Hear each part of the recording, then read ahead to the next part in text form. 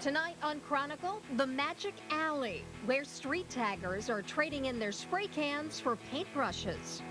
She decided to use art as a way of cleaning up people's garage and getting ready to graffiti. And it worked. Weird. Defying gravity. It's a very smooth transition where your feet just delicately leave the ground, the world leaves below you.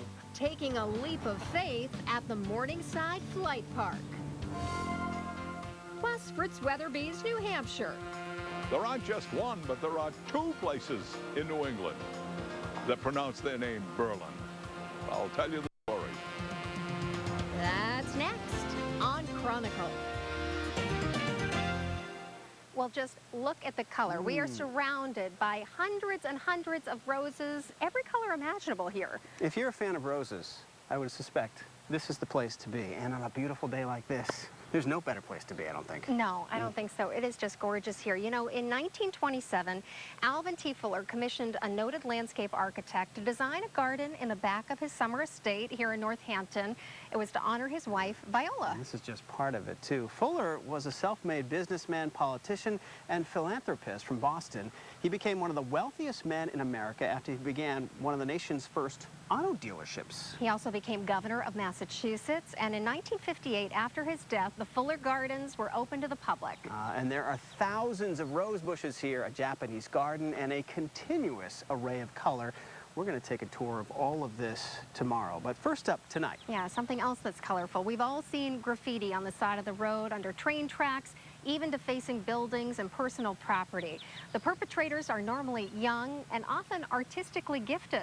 So what happens if you take the spray can out of the tagger's hand and then replace it with a paintbrush? Take a look at how one Manchester neighborhood reacted in the wake of a tragedy and began to brighten up a struggling community.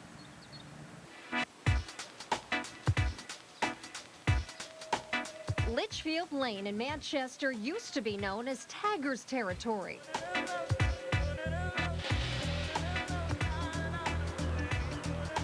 I've lived here for 30 years in the same house, and it has changed.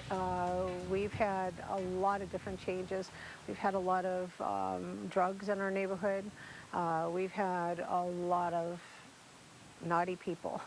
But thanks to a dedicated community watch group and some artists willing to trade in their spray cans for paintbrushes, the lane has earned a new nickname, the Magic Alley.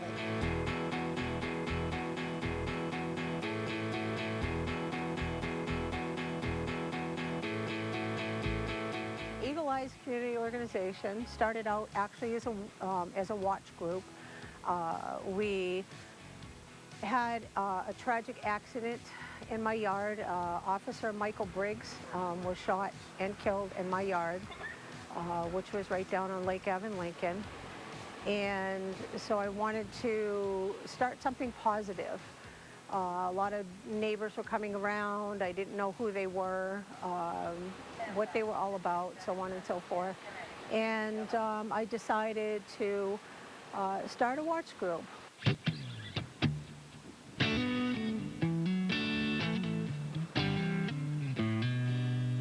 The watch group soon blossomed into a community canvas.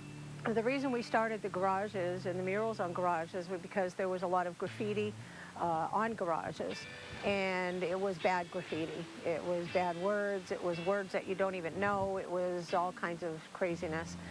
Then Anthony Williams entered the picture. As an AmeriCorps volunteer, he had his sights set on bringing communities together through art. It's art.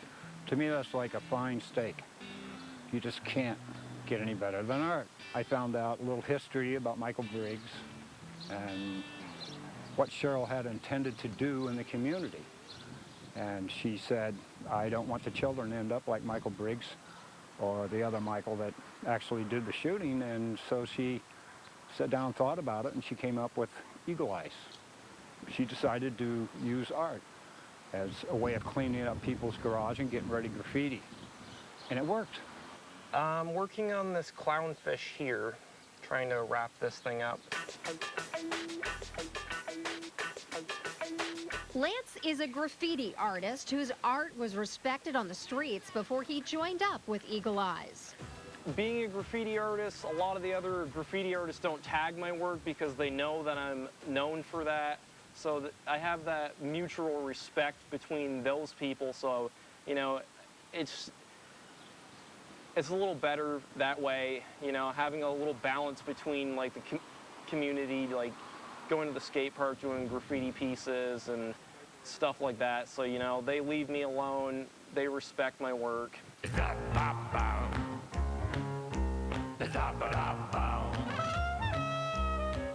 Not all street artists are created equal. Debbie Curtin got involved with Eagle Eyes while looking for an artistic project she and her daughters could do together over the summer.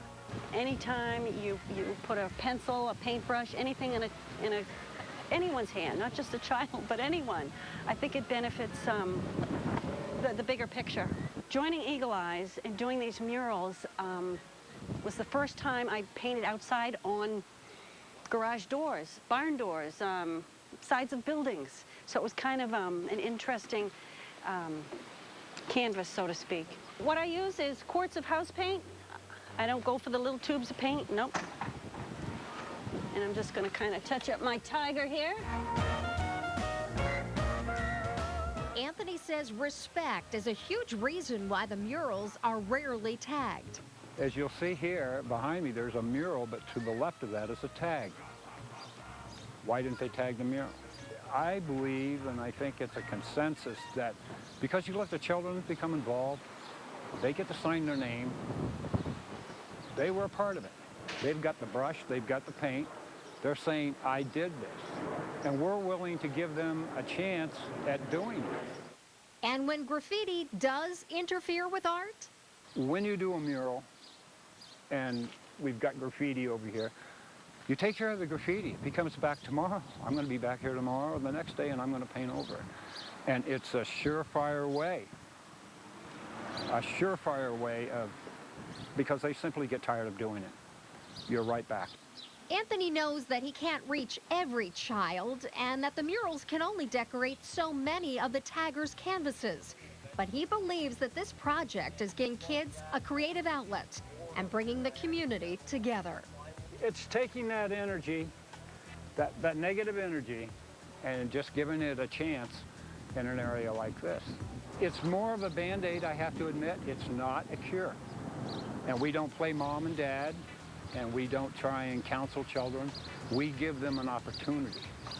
And sometimes we knock more than once, and they answer, and sometimes they don't. That's what we have to realize, and it doesn't always go our way.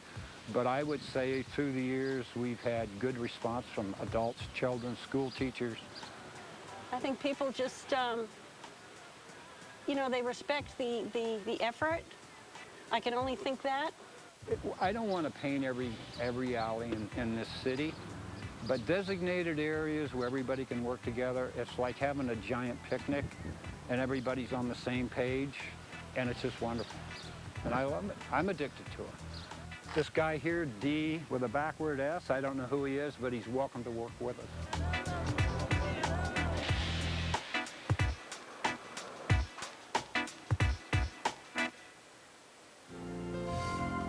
Coming up, you say Berlin and